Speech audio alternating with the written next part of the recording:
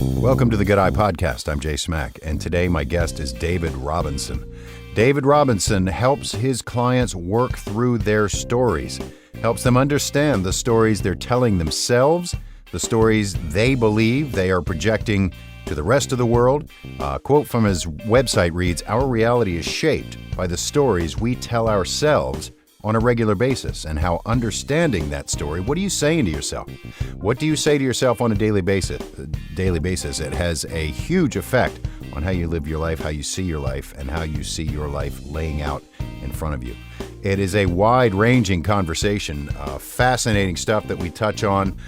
David has also spent time as a personal trainer, and there's a lot of that still involved with his work as we get into, but just stick around and hear the conversation and find out everything he has to say. It's really revealing. And if you stick around to the end, there is an offer that he presents to us for some free sessions with him. So thank you very much for listening. Stick around to the end for the free offer. And here is my conversation today with David Robison on the Good Eye Podcast. All right, cool. Back on the Good Eye Podcast with an old friend of the show. In fact, I was going through some old episodes the other day. One of the first guests, I believe, Dave, is David Robison. Man, that had slipped my mind. So that is very cool. I'm going to have to go back and listen to that myself and see what's happened over the past 5 or 6 years or something like that, I imagine, right? Yeah. We had a conversation when we were doing the show down at Red Amp Audio. Yep. So it's good to see you and good to have you back. Thank you, my friend. I'm excited to be on and chat with you today. So tell me about your journey. Ironically, we were connected by a mutual friend, even though we already knew each other. I don't think he knew that. That was, I believe, Scott Beyer. And yep. And we reconnected. So tell me about what you've been up to. I always like talking to you and people like you because you live your life mindfully, with purpose, with intention. But it's nothing, and I'm speaking now, I guess, to people who maybe don't get into these practices as much. We were talking about the whole ice bath thing and working out and going to bed early on New Year's Eve. So what have you been up to lately since last we spoke, which was, I think, a few years ago? I know you were big on the training route, and you were like super workout guy, like super impressive. I'm sure you've kept some of that up, but you've sort of shifted gears a little bit. So bring us up to speed. Definitely kept some of that up. And all, I would say 99% has been personal versus professional when it comes to that fitness side of things over the past 4 or 5 years. So right before COVID hit, actually end of 2019, very beginning of 2020, I moved out to San Diego.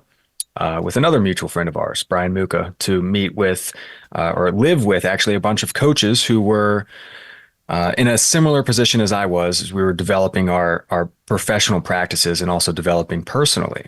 So I was in an incubator of sorts, professionally and personally, like 3 blocks from the beach down in San Diego in Imperial Beach, and just north of Tijuana. And I lived with like 6 coaches. I was in we were living in bunk beds. I had the top bunk and, 2 bunk beds in a room. So it felt like college again. But this time everybody's super healthy as opposed to being very unhealthy, like most college students. So that was really neat. And about 6 weeks into what I had planned on being a 6-month adventure, I had an opportunity to move to Mexico to open a health and wellness retreat. And I did that.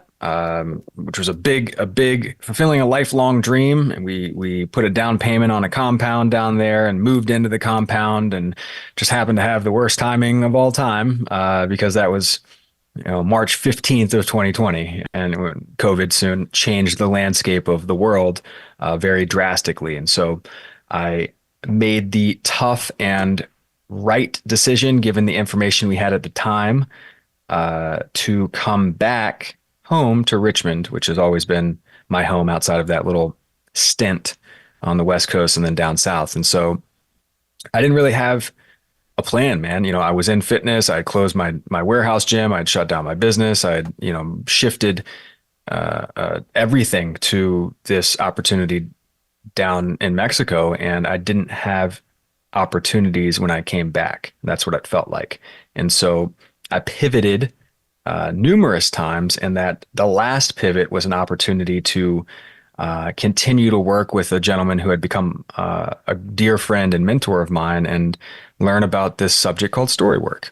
And Storywork is has become my dharma, my deep passion and purpose in life, professionally and personally. It's where I get to play but work at the same time and have it feel seamless and easy, even though it's not, right? It's simple but not easy. So Storywork is the way in which we analyze the thought patterns we have and the words we're using and the quote unquote beliefs or stories we hold about things past, present, or future, and then shifting and altering those and eventually altering our physiological state so that we can heal and process emotions and look at things a little bit differently.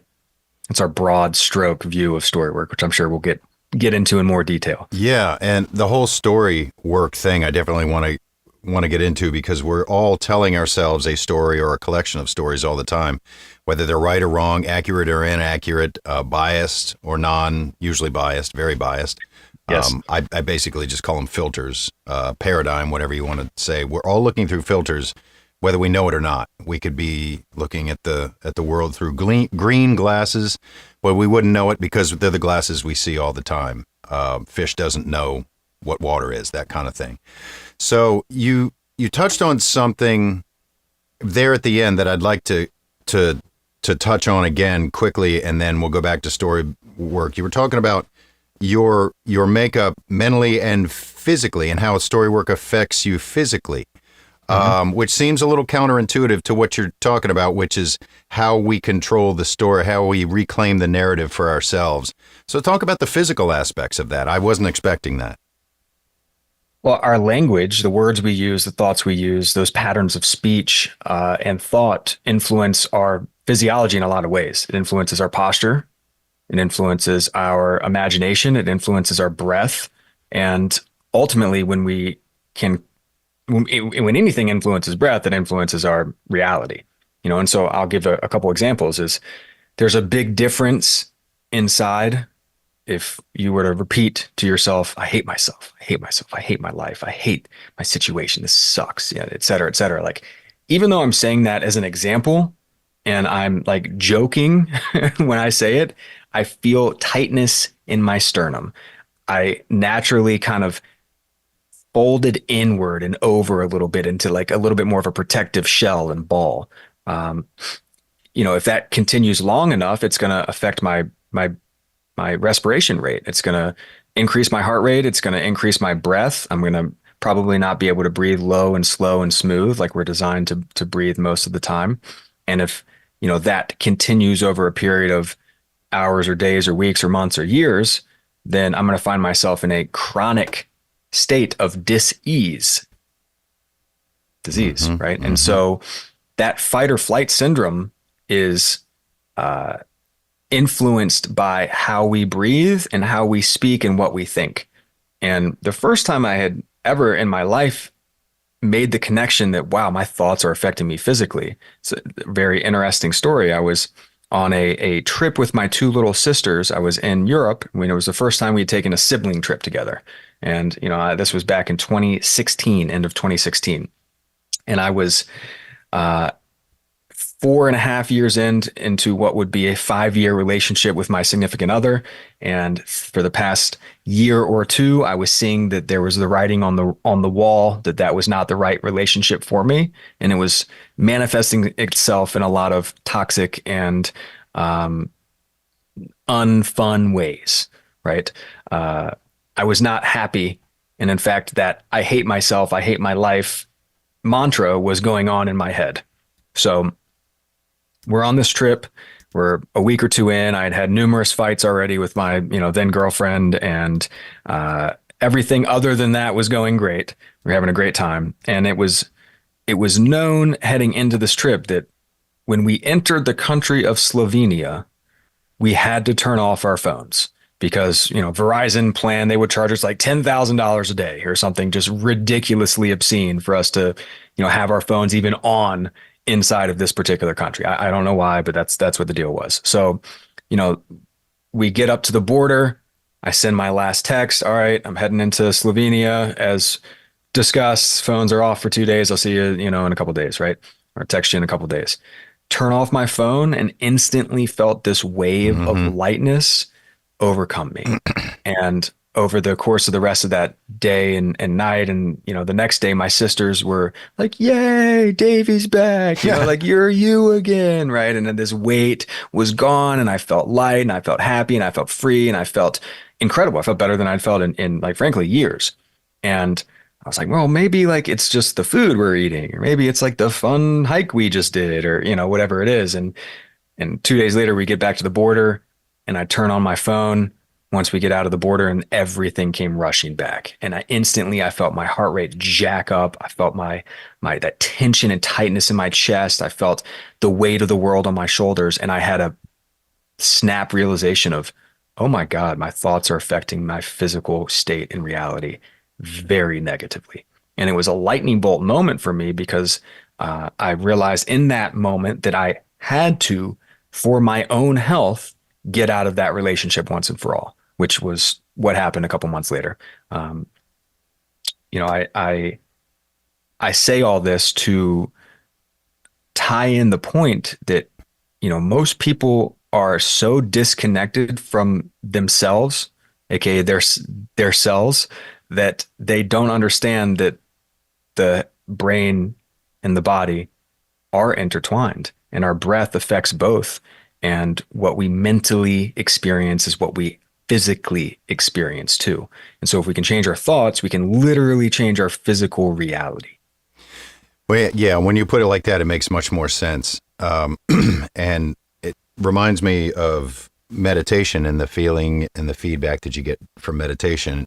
And when people are new to it, they say, I know, it's just not for me. Meditation is clearing your mind. I know, but I can't sit still forever. And I say, actually, it's way simpler than that. It's not about clearing your mind. It's about seeing what's going on in your mind. And if you can observe it and put a light on it, it robs it of some of its power. Is that pretty much playing into what you mean when you talk about story work? Let's go ahead and lean into what you're doing and how you work with people.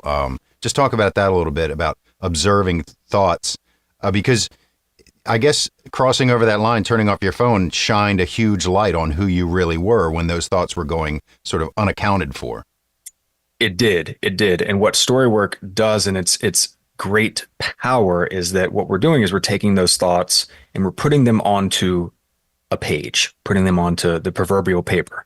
99% of my work is done virtually via Zoom and a Google Doc, that we both myself and my client can see. So it's not actual paper, but it's, get the point, right? We're taking the thoughts from our head that have been swirling and crinkling around, and I'm gonna do this. I don't know how this is gonna come across on the mic, but it sounds almost like there's a lot of static. There's a lot of just like confusion in our head sometimes when we relate to those past hurtful or haunting or traumatic experiences, or we relate to how we're feeling stuck and just depressed today, or we relate to oh my gosh, how am I ever going to do XYZ in the future? And that can create a lot of conflict internally and externally. And when we take those thoughts, those stories, and we put them onto the computer screen, we type them out, that creates separation and allows us to look at it from an entirely different perspective. So whereas before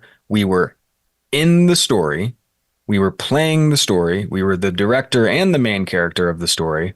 Now you're sitting back in the movie theater, eating some popcorn and drinking some soda pop, and you're watching this thing play out on your screen in front of you. And you're not in it, you're observing it. So the parallels between story work and meditation, as you described it, are very clear. They're very clear. Now, story work takes it a couple steps further in that once we get a story titled and written down, we read it out loud, which is way different than writing.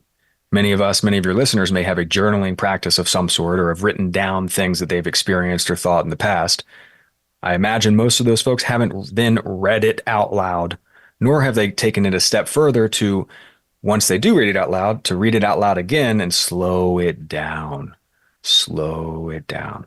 So I can read something really, really fast because I don't want to actually listen to it. And I want to get through it because this is very uncomfortable, or we can slow down the rate of speech and actually start to access that parasympathetic nervous system state because we're a little bit calmer.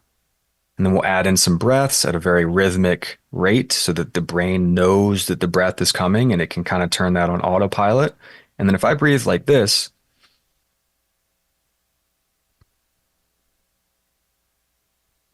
in between the sentences, and I do that, 5 times, 15 times, 25 times to get through my little story, I have to be in a different state because our breath drives our physiology just like our language does. So it's a big difference between that upregulation when we can breathe low and slow. Now our brains can actually access and store memories properly, and our cells can actually heal, and we can actually be in a rest and relax, feed and breathe state, probably for the first time in our lives as it relates to whatever's on the page, whatever's on the screen in front of us. And not only are we observing it differently, but we're also in that different state while we observe it. And then you can pretty much move on. And it can be like one session. Wow, that thing that has bothered me for however long is now not nearly as powerful and doesn't have nearly the grasp and control on me as it once did. Wow, that's fascinating. And you're right. It's sort of like we allow ourselves, if we're, say, writing a poem or writing a song, to get a few words down or a few notes down and look at it and go, I don't really know about that. Let me change that. But when we're putting our actual thoughts and our experiences down, we really are hard on ourselves as far as looking at it and going, not sure I'm a big fan of that. How can I make some changes? We don't do that. We just go with it. And I think an extreme example of what you're talking about, if you ever see like any cop chase videos or the show Cops or anything like that, often when cops are in very stressful situations, as soon at the first opportunity for them to sort of take a break, maybe a situation has been brought under control or something, you'll see them taking these huge, deep breathing, these breaths as a meditative exercise. And they're not trying to get mindful. They're trying to control their body again because their adrenaline is just so high. Now, with that in mind, it seems like this work would be really helpful for not only changing the narrative inside your head, but just changing the narrative of getting back to normal, quote unquote. It seems we get caught up in this cycle of, well, as soon as this funeral is over, or as soon as I do this big presentation on Friday, or as soon as, I get past this monumental life event, I can go back to normal. Well, what is normal?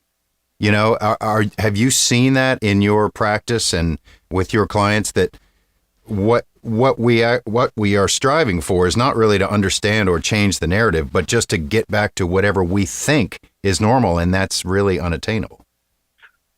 It is, and I dislike the word normal. I'm going to come back to that. I think what people are desiring is a state of calmness and a state of mental freedom, to where they aren't burdened by things. They can just be an experience. And those come in less frequently for some than others. And we've all experienced that feeling, right? And hopefully that's the normal thing, right? But if we really examine what's normal in today's society, at least in Western society, I don't want to be that. I don't want to have a 60% divorce rate or a 75% obesity rate, or 40% of kids have mental illnesses. And, people you talk to, very rarely are people happy and calm and centered and healthy and in that desired state.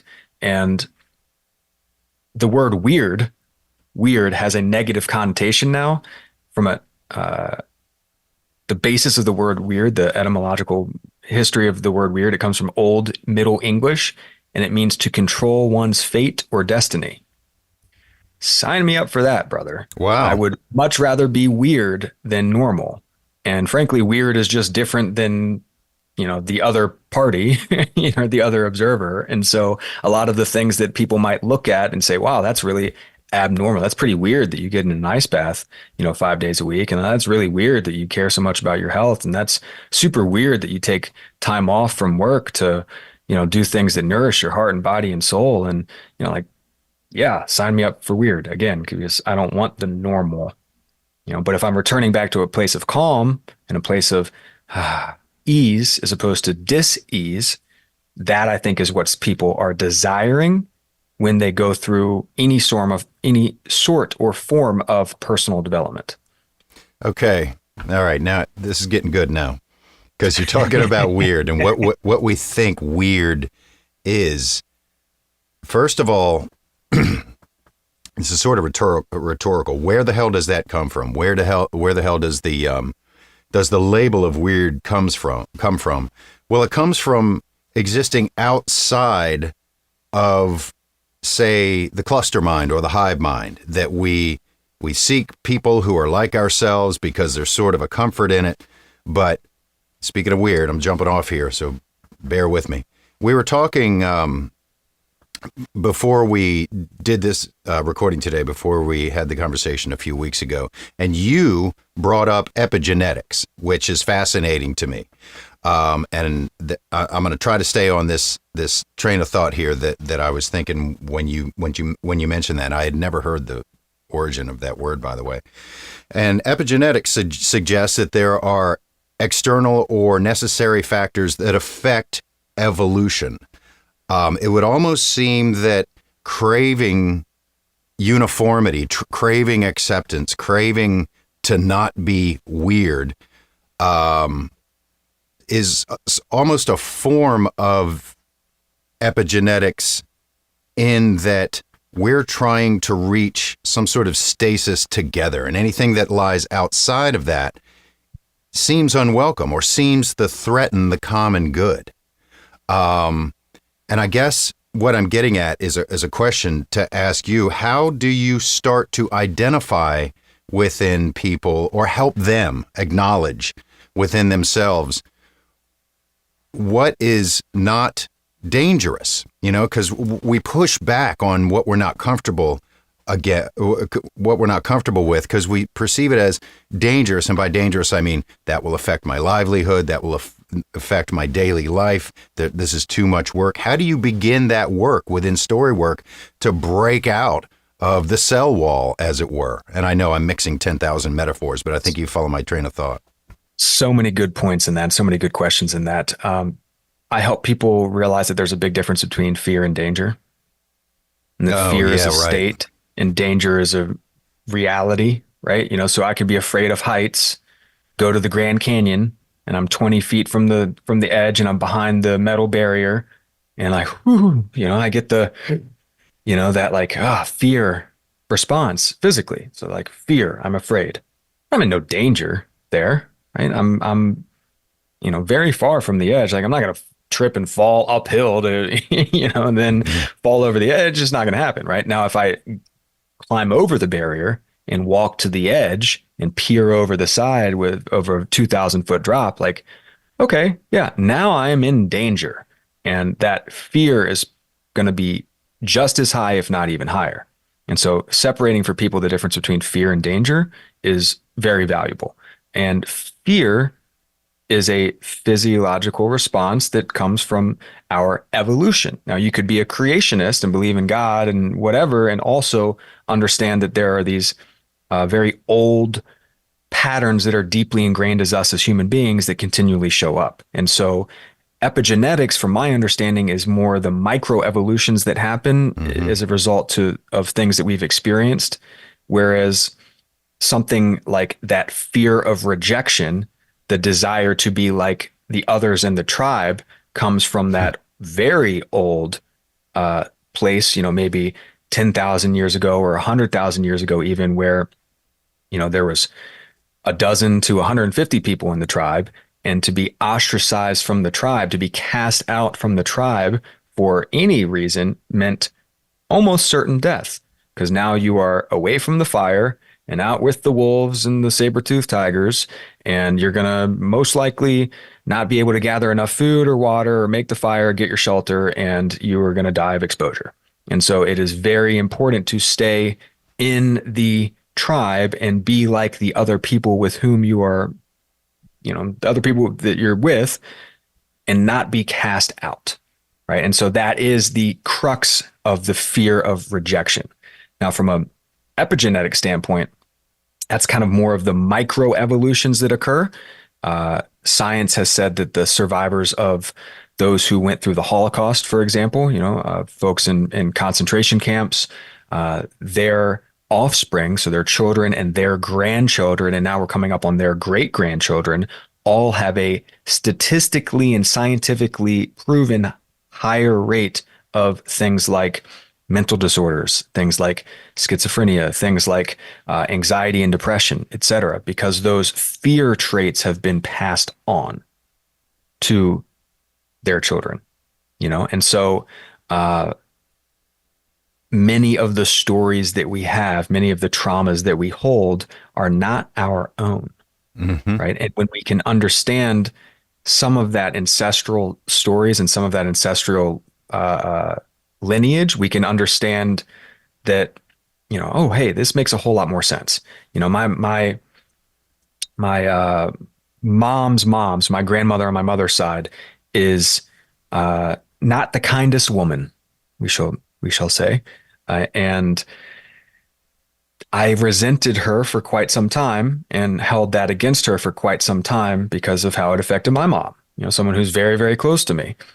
But I didn't know that my grandmother's father, so my mother's grandfather, my great grandfather, was 17 years old in 1917 and went to go fight in World War I and had trench warfare and came back with completely white hair, completely shell-shocked, completely full of PTSD, and never left Rockingham County, Virginia for the rest of his life, literally. And he drank himself to death in his early 40s based on the fact that he couldn't overcome what he had seen and experienced in the trenches of the world's worst war. And yeah, he raised my grandma. And like, hey, okay, like some of those things might have been passed down, if not in the cells in our DNA or her DNA, it was passed down in the behaviors and how things express themselves. And so, being able to look back and see provides a whole lot of grace and a whole lot of empathy and a whole lot of clarity as far as, how we became what we became. And if we back up a little bit, all right, that's 4 generations. I'm the 4th generation in 100 years. 8 generations is 200 years. 12 generations is 300 years. 16 generations is 400 years. Dude, the world was crazy 400 years ago, yeah. 300 years ago, 500 years ago. We're not talking that long ago or that many mothers and fathers and grandmothers and grandfathers ago when like we're living in an entirely different reality than we are now. So you can start to see how things that we experience can affect us just as much as the things that our ancestors experience can affect us. Man, great insight. Yeah, you covered all of it in greater detail than I would have thought. I thought I was going off on a tangent there. That's fascinating. Now, you said it was your grandfather or your great-grandfather who went and fought in World War I? Great-grandfather. And in those times, we didn't talk about our feelings. You didn't ask people about their feelings. Use the phrase shell shock, which they've got a million names for, with that in mind as just an example of an unfortunate situation where he wasn't able to work through anything that he had seen or experienced. Where do you think, and it could be big examples or tiny examples, where are we missing opportunities for growth? For example, they say you got to go through hell to get to heaven. You walk through a minefield. Once you come out of the other side, you're changed, you're stronger, you know more about yourself. If you're able to process a lot of what you learned, where do you think, again, big or small, we're missing opportunities for growth these days? I think there's 100 answers to that question. And what came to mind first was the hero's journey. The famous Joseph Campbell's idea of how many, if not most, if not all of the stories, the great classics and the great movies and, really people's lives go through this the hero's journey. And there's 12 steps to the hero's journey. The first is the call to adventure, the call to adventure. And I think where most people, if we're talking what's normal, is most people ignore the call. They take the blue pill versus the red pill in the matrix, and they go back to their ordinary life and their ordinary world, and they ignore that deep intrinsic primal urge to follow their own personal legend and create their own destiny, whatever that may be. You got to get at the risk of being ostracized from the tribe. Bingo, bingo, yeah. Bingo, bingo. Exactly. Now, after getting called to adventure, and most of us refuse the call at first, then we meet a mentor. Right? Think Gandalf in Lord of the Rings. Like Frodo doesn't make that trip if Gandalf doesn't come and, right. push him over the edge and help him along the way. Right? Once we meet the mentor, once we accept the call, then we cross over into the unknown. And oftentimes this is seen metaphorically as you cross the river, or you cross the ocean, or you cross the Shire, you leave the Shire, which Frodo had never done before in his life.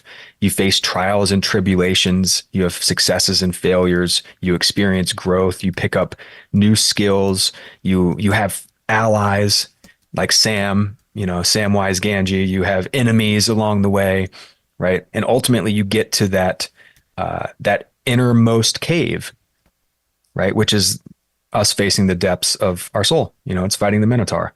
And when we're able to slay our own inner dragon and our own inner demons, whatever they may be, it doesn't end there, right? Because if, he doesn't come out of the cave after slaying the Minotaur, there's no legend, right. So you come back out, you go all the way back home, you throw the ring into the fire, but then ultimately you got to make it all the way back. That's right. To home, to the quote unquote ordinary world, where the last steps are you return with the elixir, so to speak, the lessons, what you've learned. And the biggest challenge is then showing up in the new patterns and as the new person in the normal or ordinary world. And it's said that our life is a great hero's journey circle, but then we have many M-A-N-Y, many M-I-N-I hero's journeys within that greater hero's journey of our life. And so I can look back on mine and see numerous examples of, refusing the call, hearing the call to adventure, refusing it, meeting somebody that helped me shift some things, trying stuff out, starting, failing, trying again, pivoting, et cetera, et cetera, et cetera. And then ultimately coming back around with knowledge and the elixir, so to speak, and then sharing it with the people who would listen and, trying to show up differently and show up in that new evolved way and pattern. So I think that to answer your question in this long, tangent rant that we have here is we can most positively affect change by getting out of our heads and getting into our own bodies and overriding your logical thinking brain, overriding your feeling heart, and listening to your inner gut knowing, which is the soul, which is the self, both of those with the capital S. And that is the challenge. And, you say you've missed them, but there's a reason you're doing what you're doing now, because you're more attuned or opened or searching for those signs, the call to adventure. What are your thoughts on how we pulling someone out of that tribe to try something new and be weird is such a risk that we seek validation for it from within the tribe often. We're seeking validation, looking for a sign, something from the universe, maybe crossing paths with a mentor, as you mentioned. As far as seeking validation, that would seem to me as part of one of those mini adventures, just looking for a sign. How is that a part at all of what you practice, what you teach? don't, and that would be, the question is not to look for validation or find validation in the fact that you're even looking for it? There may be a little bit of both, and there might not be a right or wrong answer to that. I think if we seek validation from the wrong people, we will most likely be disappointed. Mm-hmm. If we seek validation from ourselves, we will most likely, well, I guess you can go either way. But the benefit of being in today's modern world is your tribe can be all over the world these days. You know, you can curate your social media page. You can stop hanging out with the people who want to pull you down and keep you, you know, the boiling in the bucket of crabs. You know, you can, you can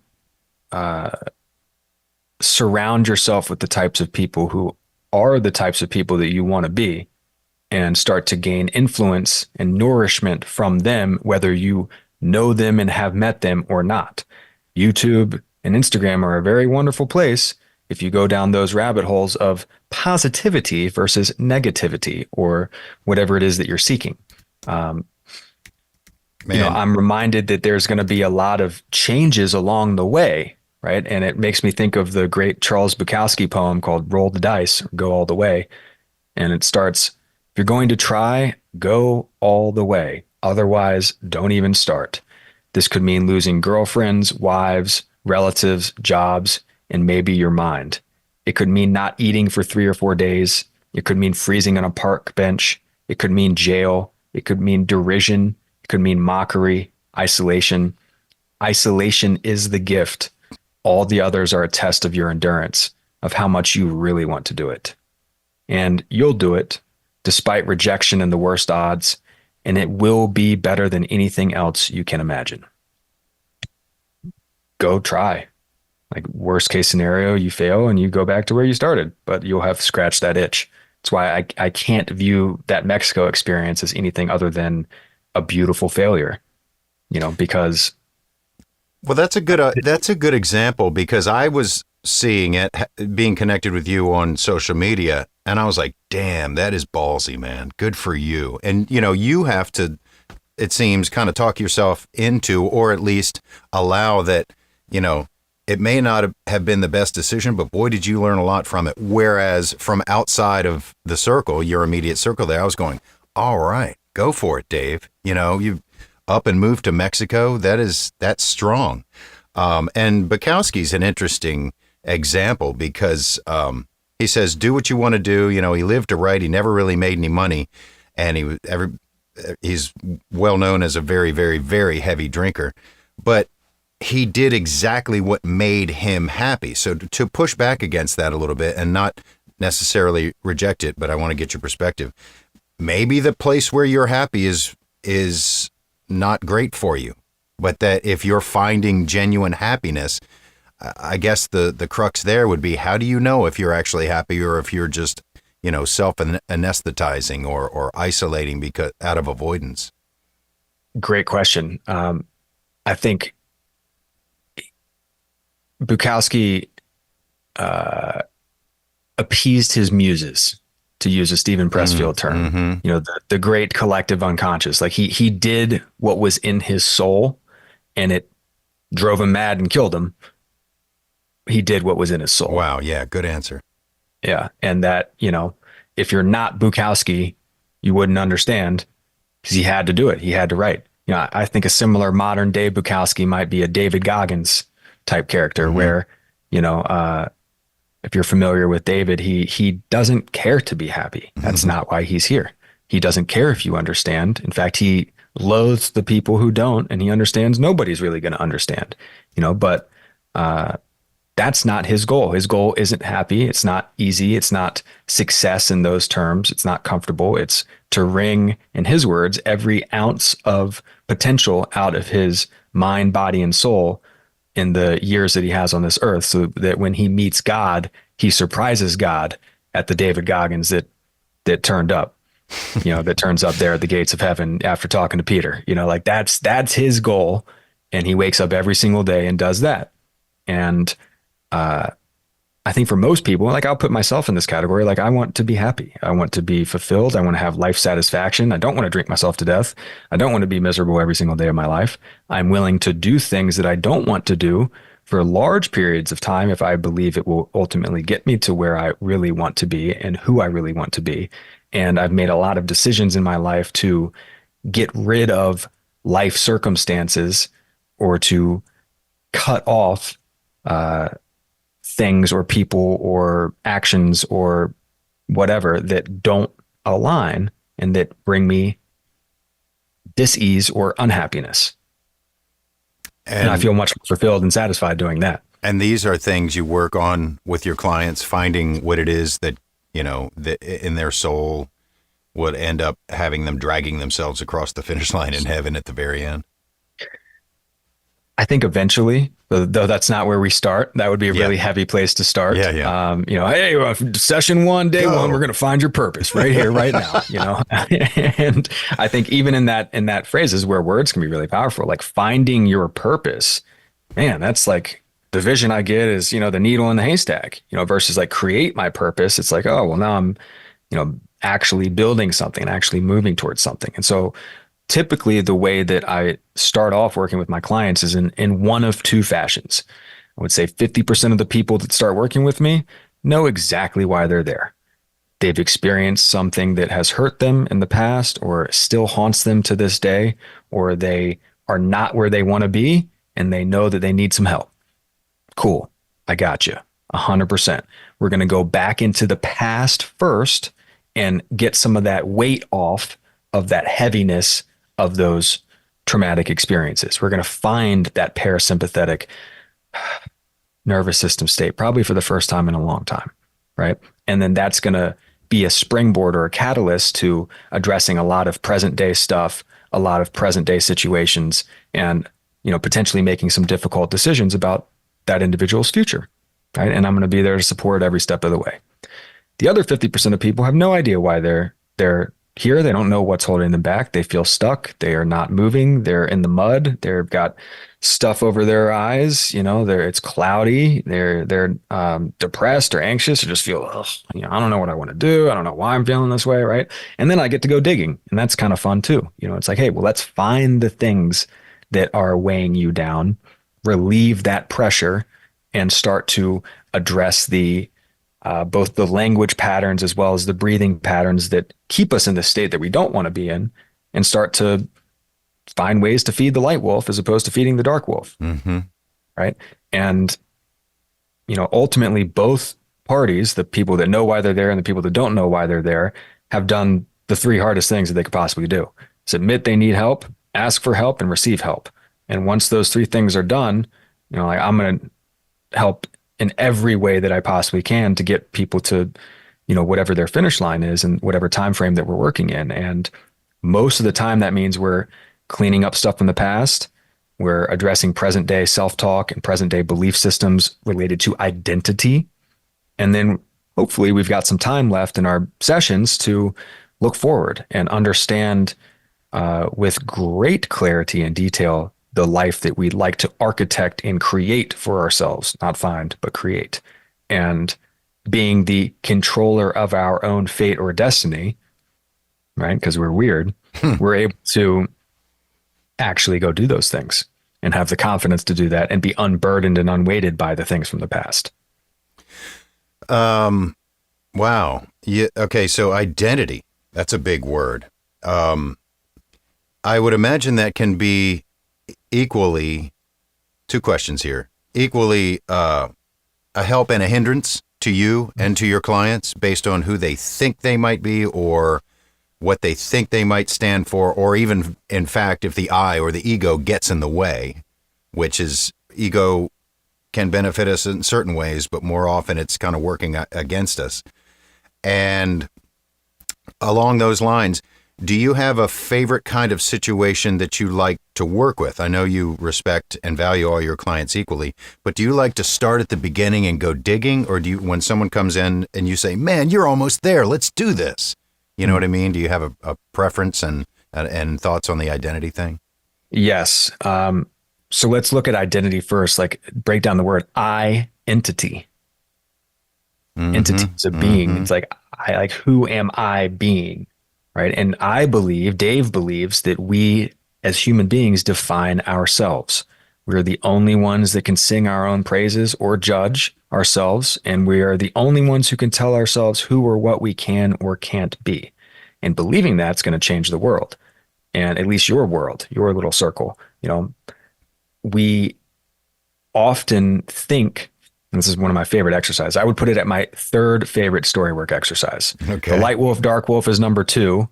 The identity is, or number one, rather, the identity is number three. And I'll tell you about number two as we talk about, who I like to work with. Right. Okay. But the identity exercise, and this is really cool. If you're listening to this, you can hit pause, go get a pen and paper and try this out yourself. Write identity at the top of the page. And you've got 3 prompts to answer. Who have I been? Who am I now? Who I am becoming. So first and foremost, as it is with almost all aspects of story work, if we take thoughts and put them down on the page or the paper or the screen, huge benefit. There's going to be a massive benefit to people just to like sit back and reflect and look at, oh, okay, like here's the labels I gave myself, or here's who I am, or here's who I was, and here's what I'm going to be. And like, you've got a sense of direction now, and you've got a sense of perspective on the past. Like that alone is a huge, huge thing. So the twist, the little like surprise that I give at the end is once you get those 3 sections, you're going to draw a line in between the who have I been and the who am I now. And then you're going to cross out every single time you see the word becoming in that 3rd section and just combine it with the 2nd section. So what ends up happening is people realize that, whoa, they are way farther away from who they've been in the past. Most often there's negative connotations to who we've been in the past when we write this down. And there's a clear line there between who they've been and who they are now. And whoa, they can see that gap and they can see that line. And that's really cool. And then we are way closer to who we want to be than we think we are. In fact, we're probably already there. Probably has an asterisk there. I'll give an example. I did this exercise 2 days ago with a client. We had a January 1st meeting, doing this podcast on the 3rd. She's a longtime friend of mine. She's the only person I know who shares my birthday. We're birthday twins. I'm a couple years older than her. So we know each other from high school, and she's going through some stuff. And we did this exercise. We were able to see, there's a clear line between who that individual was and who she is now. And because I've known her for so long, it made perfect sense to delete the becoming. Like, girl, you already are strong. You already are enough. You already are someone who's worthy of love. You're not becoming somebody who's worthy of love. You are today, right now, worthy of love. And it's just a mind-blowing experience for people to actually see that, understand it, feel it, read it out loud to themselves, and breathe it into that physical plane of existence here today. That's one of my favorite things to do with people is work identity. And I love to work self-talk as well, because that negative self-talk can be a real driver in a positive or negative direction in our lives. I think I'm best at helping people overcome the hurt, haunted, traumatic experiences from the past, partially because I don't take them on myself as a coach or a practitioner. And so I'm able to help create the space and the safety to work through some really gnarly stuff and be able to just shake it off and like go on to my next thing. And so most people can't do that. I understand that. My favorite thing to do is to do future stuff, because that's where I feel like I can have the most impact and the most ripples, is helping people actually step into the identity of who they want to become down the road, live the life they want to live down the road, live the perfect day down the road, vision cast the reality that they want to be in 1 year, 3 year, 10 years down the road. And like, that's the most fun for me, because it's a creative writing exercise, and it's I'm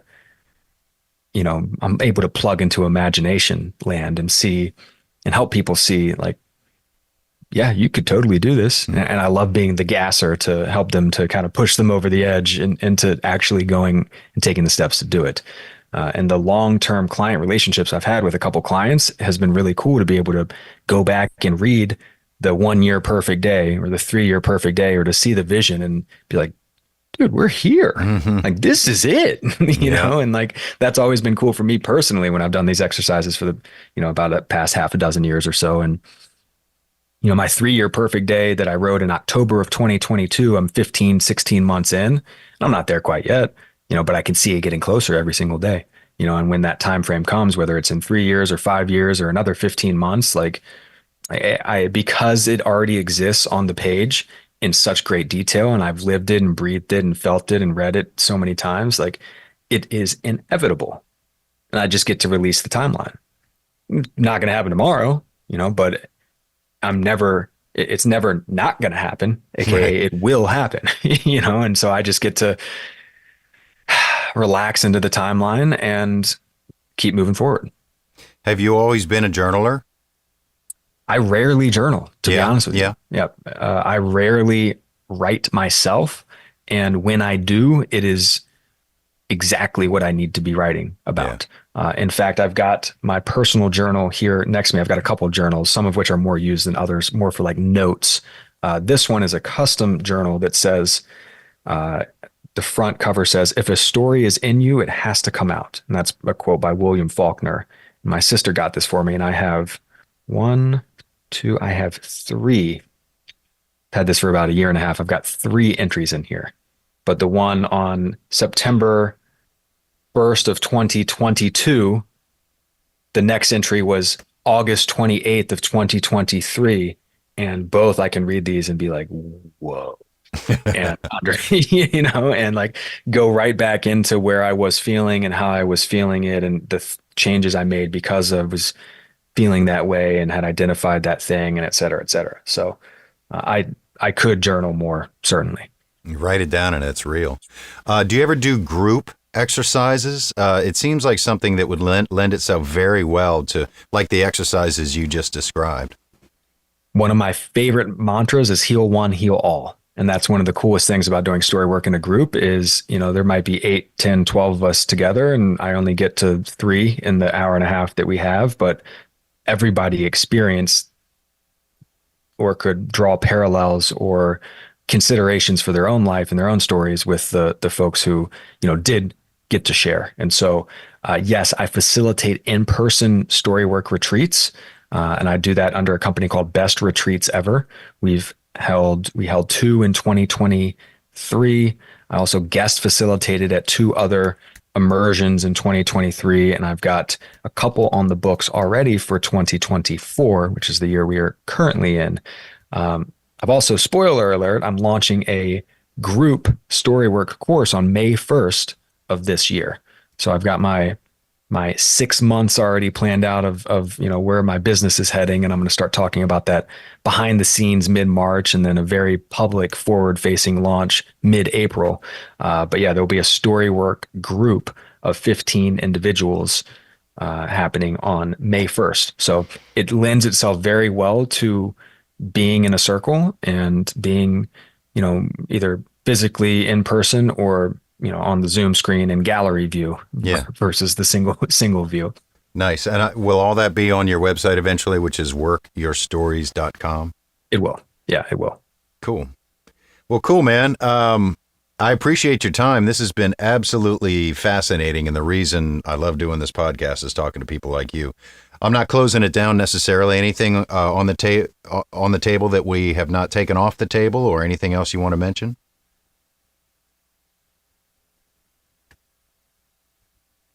I understand that there could be great resistance to taking steps to better oneself. And, even in this time of year, especially where a lot of us set resolutions, and statistically 17% of people are still following their resolutions after 1 week, and 7% are still following their resolutions after 1 month. And the reason being is many. Perhaps it's a fault in the actual goals set. Mm-hmm. Perhaps it's a lack of certain identities, or perhaps you haven't just made the decision to do or be something or someone different. And the Latin root of decision, or to decide, means to cut off or cut out. And sometimes it takes making a decision, like for real, in order to experience that change. a lot of men in particular have a hard time asking for and accepting and receiving help. I was on this funny small anecdote. My now fiance Ruslana and I were on a road trip back in July of 2022. We spent 3 weeks. We drove across the country to Colorado, Utah, North Dakota, Arizona, Wyoming, like just saw a bunch of the Rockies and the national parks out there. And it was incredible. And we were lost at a certain spot in Utah where our navigation didn't work. And she had been like on me, and very reasonably so, to like go stop somewhere and ask somebody for like directions on how to get to this place. And I was like, and I know this is like so cliche, right? But it's dead serious. So I stop at a gas station. We needed a water anyway. I pop inside. I asked the gal at the front desk, or the checkout counter, like, hey, how do I get to, this place we were going, this landmark, this national park?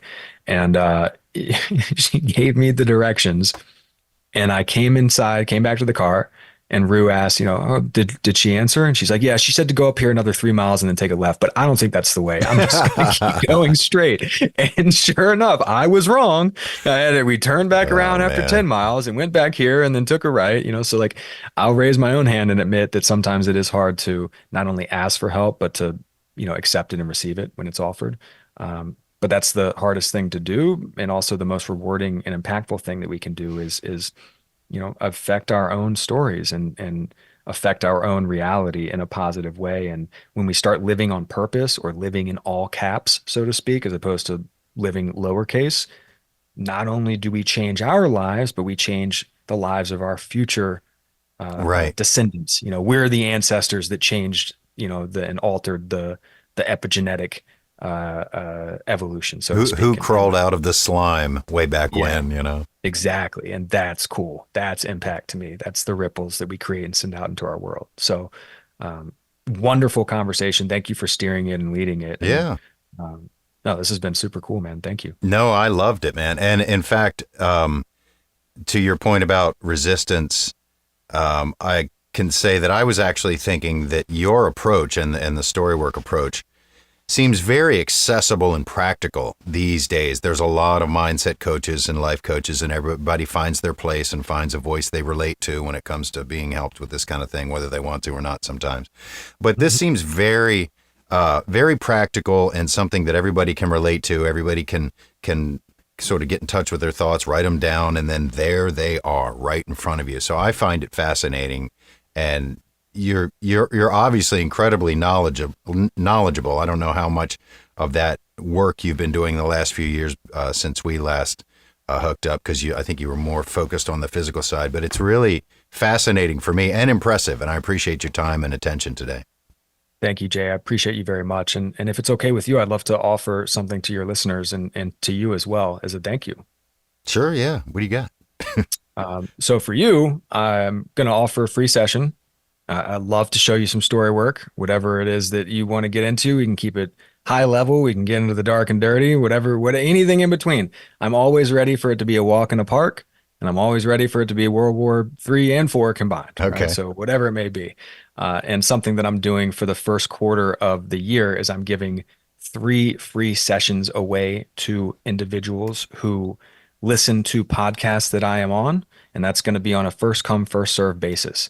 And so the link to that is calendly.com/Dave Robinson/free session. And I could certainly, Jay, send you that as well. But calendly.com/Dave Robinson/free session. First come, first serve. First 3 that comes up from Jay's podcast, I'll run a session with you just like you've been a client for years. And we'll see what happens. Nice. So, hope that's okay. Yeah, no, that's great, man. And sure, send it over. I did write it down, but I'll put it on the website and all the podcasts, population places and all that. So I appreciate that. That's great. And I'll take you up on the session. Awesome. I'm looking forward to it, man. Cool. Well, Dave, thanks again, man. It's great to hook up. I want to emphasize again, workyourstories.com, David Robinson. Back in the RVA, but accessible worldwide. Thank you so much, man. I appreciate it. Thank you, Jay. Hopefully we can link up for a run or an ice bath soon one of these days. Ice bath. If you want to get on a bike, I'll go riding with you. Running Right, fair. beats me up, man. It beats me up. Thanks, Dave. Thanks again to Dave for his time, attention, and intention. What story are you telling yourself? Is it accurate? Do you deserve it? I don't know. Get with him and find out.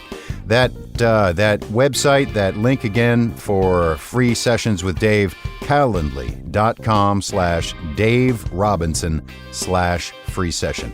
I have posted a link on the appropriate socials and on the website, goodeyepodcast.com, so please go there and take advantage of it. Thanks again to Dave for his time today, and until next time, thank you for your time, attention, and intention.